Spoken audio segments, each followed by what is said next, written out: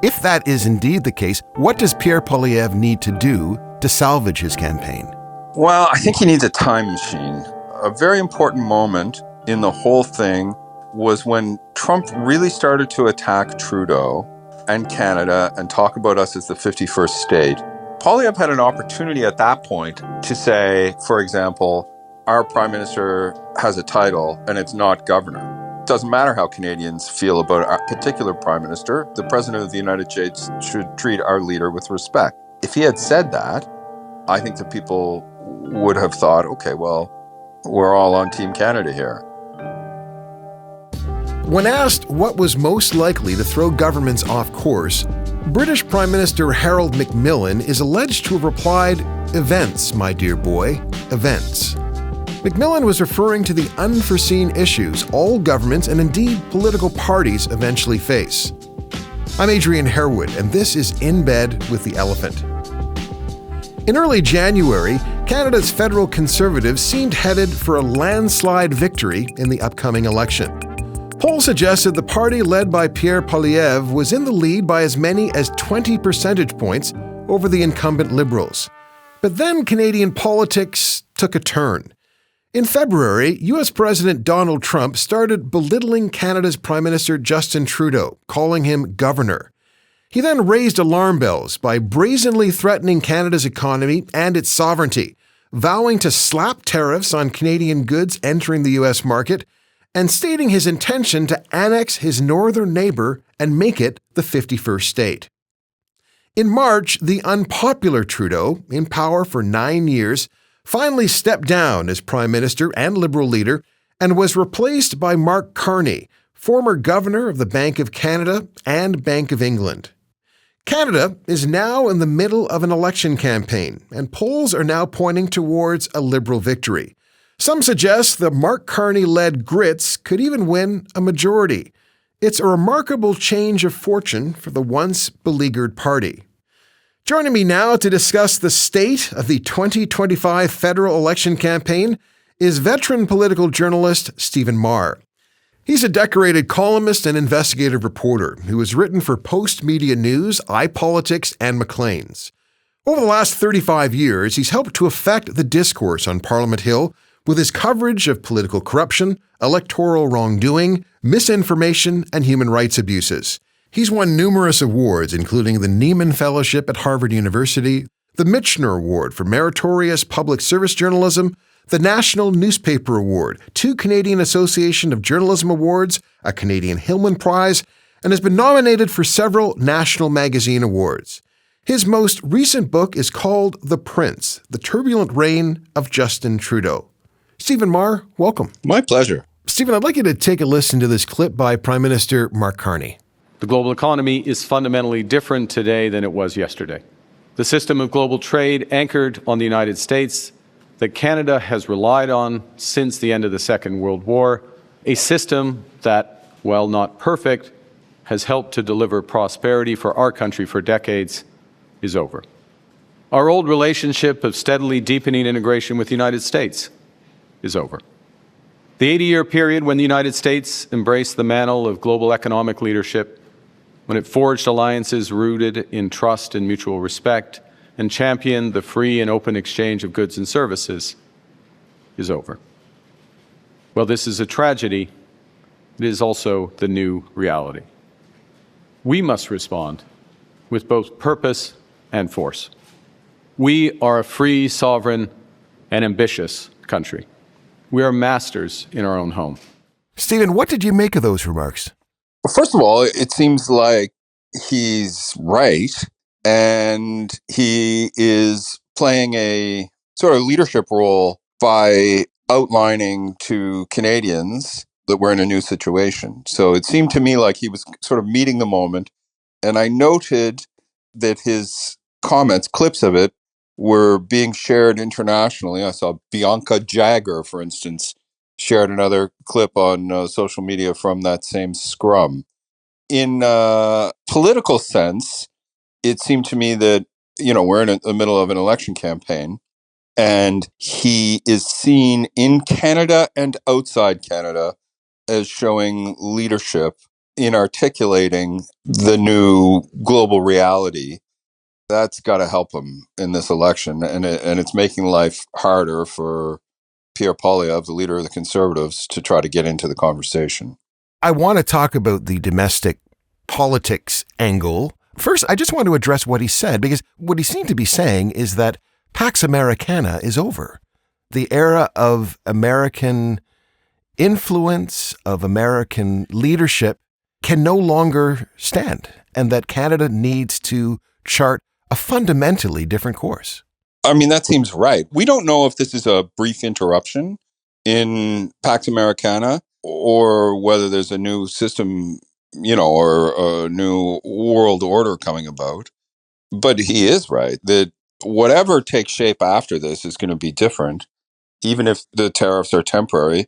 You see, Europe, for example, is talking about really big steps. For instance, not just the military things they've been talking about for some time, but they're talking about changes to their financial system so that they're able to do banking transactions without Visa or MasterCard. If you look at the tariffs that Trump brought in, I think it's interesting to look at some of the smaller economies, Vietnam, Cambodia, Lesotho. These countries are suddenly being hit by enormous punitive tariffs, which do not seem to bear any relation to the strategic interests of American capitalism. They just seem dumb. And they are going to put these economies where a lot of very low income people, are working as an extension of American capital, making running shoes or mining gems. And they've arranged their economies in such a way as to serve the American market. And the Americans are now saying, we tricked you. We are going to impose big tariffs on you. In a long-term way, that's got to be deeply damaging to American capitalism, because there are other markets, particularly in Southeast Asia. The Chinese are right there, and they have a big market. It seems to me like a time of very clumsy and confusing disruption by Trump. In many ways, Mark Carney has been the beneficiary of a very, very difficult moment, a fraught moment for this country. He's in the middle of an election campaign, and yet he has been able to act like the prime minister that he actually is. In the remarks that he made, he came across as being, as you said, statesmanlike, having a kind of gravitas. Mark Carney was sworn in as Canada's 24th prime minister on March 14th. He has an impressive resume, but in many ways, he's a political neophyte. He's, I think, the first prime minister to have never served in prior elected office. How has he been doing so far as a political leader? What would you say are his qualities? It really is without precedent in Canadian politics. You think about Lester Pearson, who won a Nobel Prize as a diplomat, and as it turned out, did not end up having the kind of political instinct that someone like Jean Chrétien had. We can see Carney being the technocrat for the moment at a time when Pax Americana is collapsing or changing shape, and Canada is having to find or contemplate a radically new position in the world with greater independence and so on. Carney seems like, obviously, given his experience as a central banker and a capitalist, seems to be well suited to answering that moment. And he has responded, I think, very well to those sort of managerial leadership challenges. And so far, he's made a lot of minor errors, I would say. After years of watching politicians, you get used to them handling things more deftly than he does. But all of those fumbles seem very minor when he appears to be doing a good job with the big questions that are the attention of Canadians. Canada's place in the world, Canada's economy, Canada's relationship with the Americans. You referred to some of the errors, and there have been some glaring errors. What have been the most egregious missteps that Mark Carney has made? Right at the beginning of his campaign, it was obvious to anyone who's spent any time around politics that media and the Conservatives were going to ask questions about potential conflicts of interest, about decisions that he made at Brookfield. I think it's a $1 trillion company. He was a chairman of Brookfield. Yeah, exactly. And there are, in my view, legitimate and interesting questions about how he's going to manage those conflicts of interest and how he could justify, for instance, Brookfield moving its headquarters to New York from Toronto in the months before he entered politics, right? Captain Canada, standing up for Canada. Well, you just moved your headquarters to New York, right? Are you a hypocrite? Now, I think there's ways you can answer those questions, and they're not ultimately necessarily damaging, but he reacted with sort of wounded pride, and would get chippy and be defensive and brittle. And cagey. There's been a caginess about him as well. Yeah, and the Conservatives briefly started calling him sneaky. It was one of a number of varied frames they tried to impose on him and then dropped it for some reason. Does he have a problem telling the truth? On that one question about Brookfield, I think he was in Toronto, he appeared to be slightly less than forthcoming with the truth, right? He tried to say that the decision to move the headquarters really had nothing to do with him.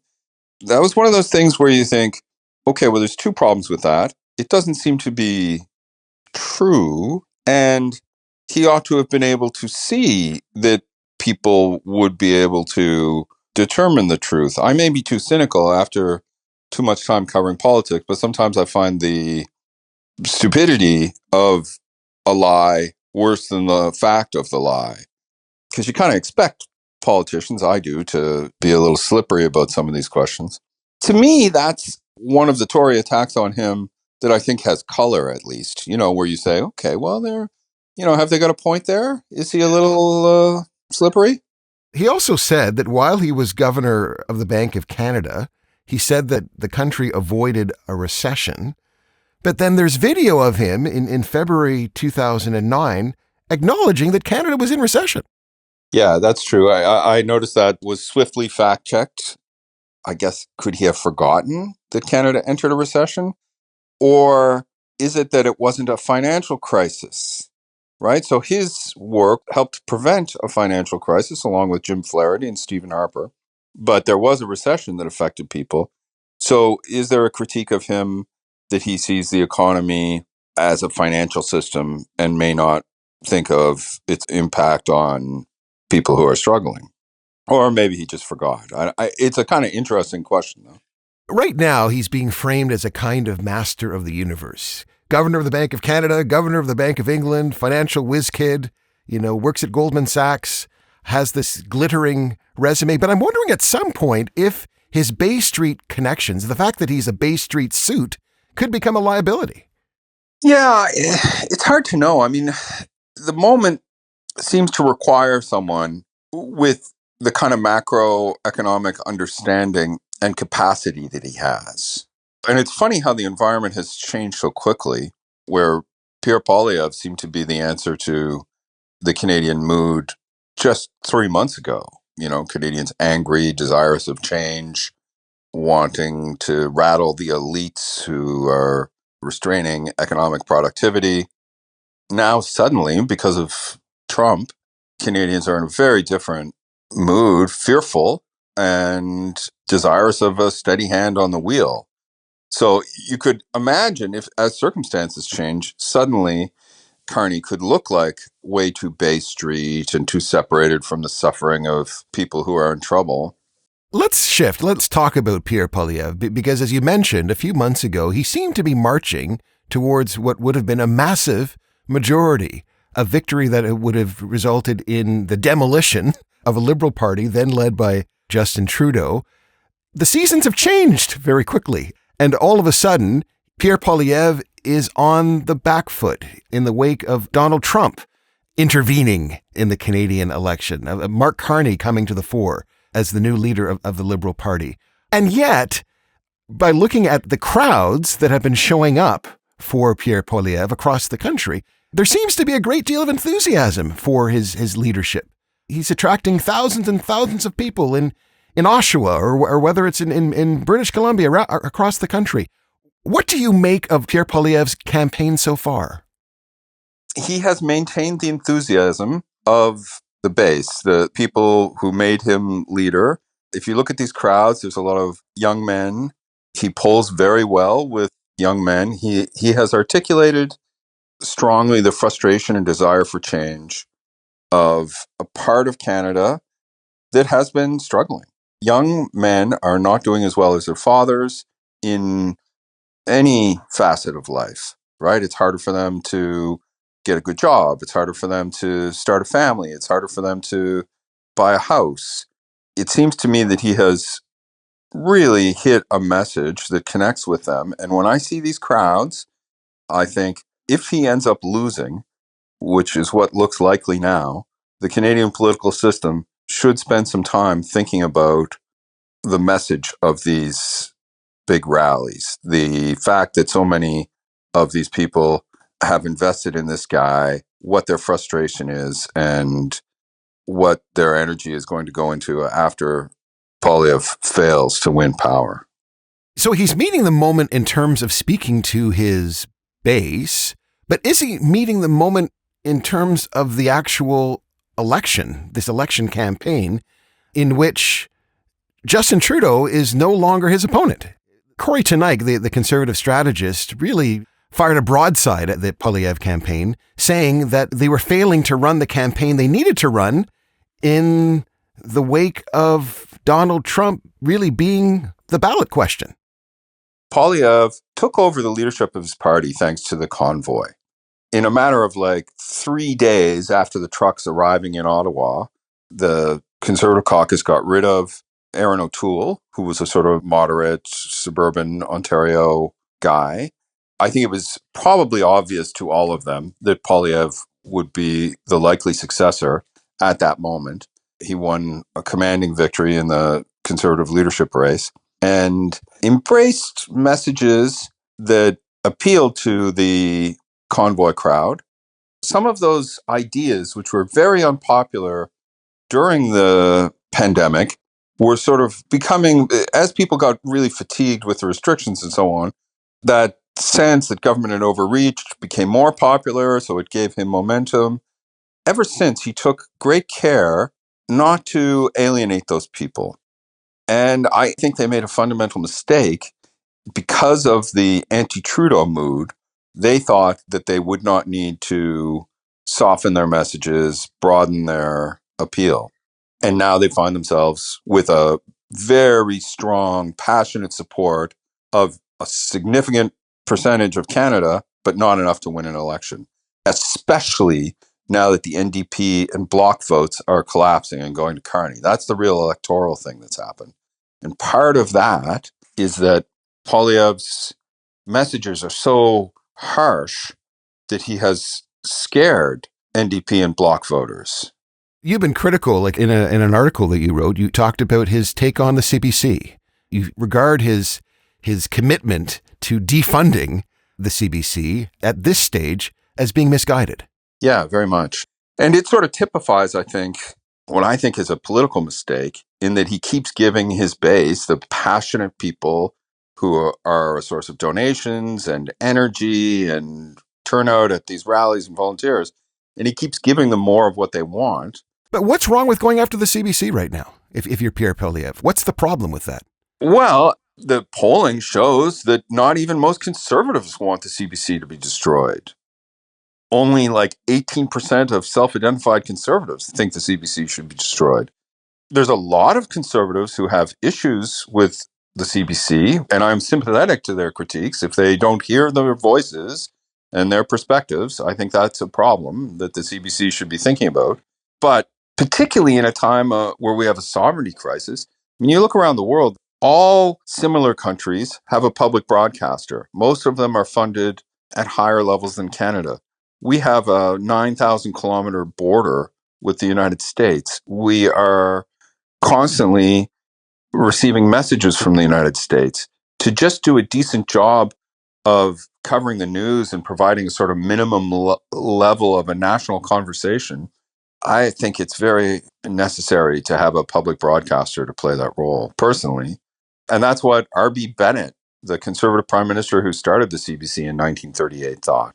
So this idea that it's a terrible idea to tax people to support a public broadcaster, this is not a traditional part of Canadian conservatism. But you seem to be saying also that beyond that, politically, it's just not smart right now, because to many, maybe the CBC represents a kind of a pillar of Canada. It represents a kind of a unifying force of sorts within the country. Yeah, absolutely. And we saw that particularly in this moment. If you guys want to stick with that, you're going to pay a price. Look, you can still back away from this. You can say circumstances have changed, and we believe CBC needs to be radically changed and made to focus on core elements of its mandate, but we believe that we need this. Anyway, they want to stick with that plan. That's a choice. They've made a choice. Now voters will make a choice. If you believe the polls would suggest that Mark Carney is starting to pull away. If that is indeed the case, what does Pierre Poilievre need to do to salvage his campaign? Well, I think he needs a time machine. I think that a very important moment in the whole thing was when Trump really started to attack Trudeau and Canada and talk about us as the 51st state. And there's a sort of a split in the conservative movement. And for too long, too many conservatives were kind of giving credence to Trump's complaints and saying, well, we better listen to him, and that's our customer, and we've got to work harder on whatever it is that he wants us to do. And Poilievre had an opportunity at that point to say, for example, our prime minister has a title and it's not governor. It doesn't matter how Canadians feel about a particular prime minister. The president of the United States should treat our leader with respect. If he had said that, I think that people would have thought, okay, well, we're all on Team Canada here. So I think that he took too long to change his message and to line up with Canadians against Trump. And Canadians were paying close attention and they were scared. It's a powerful motivator, right? Politically, when people are afraid, they can be motivated to change their positions. And he lost that moment, in my view. Should Jagmeet Singh and Yves-François Blanchet of the BQ, should those two leaders be scared of the next couple of weeks? The leader of the NDP and the leader of the BQ? I think they are. They look scared.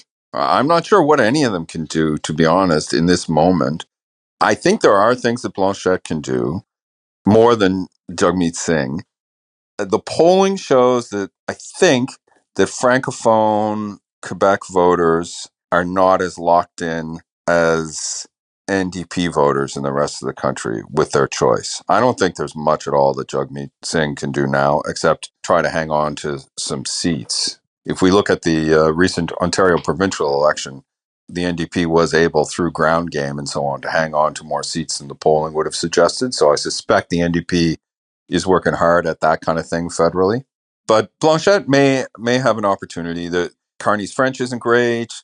He seems awkward when he answers questions about Quebec language and culture. So far, it's not moving the votes away from him, but we can expect the sort of nationalist media establishment in Quebec to keep challenging him. And, so far it looks like he's able to respond to that. Would you agree with Preston Manning, the founder of the Reform Party, in many ways the political godfather of Pierre Poilievre, that this country is heading towards a national unity crisis if Mark Carney prevails on April 28th? Oh, God. I see that as a sign of polarization. I'm Nova Scotian, so that all seems to me like very remote. And I am not the best person to ask about whether Albertans and Saskatchewanians are actually want to leave the country. The Albertans who I know, who I talk to about this, say that this is not a mainstream view, that it takes a lot of space on social media. And yet the Premier of Alberta, Danielle Smith, seems to want to make it a mainstream issue. She was basically saying that after April 28th, there'll have to be a postmortem, kind of implying that if Carney wins, perhaps Albertans need to start talking about whether a referendum in which the question would be about secession should be on the table. I know. And Preston Manning saying there should be some kind of a process. And then on the other hand, you have other important Western Canadian conservative figures like Jason Kenney and Stephen Harper, who are expressing a sort of different view, right? So there's a split in that movement about this kind of thing. Pierre Poilievre is from the Preston Manning school, right? He worked for Manning. There's been a process that began really with Ernest Manning, and before that, I guess, Bill Aberhart, of a kind of Western Canadian alienation, or it appears to me to be intellectually more influenced by American Republicans. And it's been a long sort of struggle back and forth over the control of the conservative movement in Canada. So one of the things, and I shouldn't psychoanalyze Mr. Manning, but here he is, long retired, and he is watching someone from his movement, Pierre Poilievre, who was dramatically ahead in the polls for the last 2 years, and it's all suddenly collapsing. So he has to be profoundly disappointed at this moment. A couple times I've noticed that Poilievre's messages really echo messages of Mr. Manning's father. You know, along the dream of Ernest Manning and Preston Manning, that they would have, you know, finally the kind of conservative that they want running Canada, and it's all falling apart. So I guess what he's saying is, well, if we can't run Canada, then we should split it up. I'm not sure that's realistic. My instinct is that we are not likely to come to that inflection point, partly because I think that Canadians are going to see the chaos and economic ruin of the Trump policies. Stephen Maher, great to talk to you. Thanks so much for joining us again. Adrian, what a pleasure to talk to you. It's going to be fun to watch the election. You've been listening to In Bed with the Elephant on Ricochet Media. Producer and sound engineer, Dave Sarazin. Executive producers, Ethan Cox and Andrea Houston. Music by Parker Harewood. Graphics, Connor Killoran. I'm Adrian Harewood. We'll see you next time.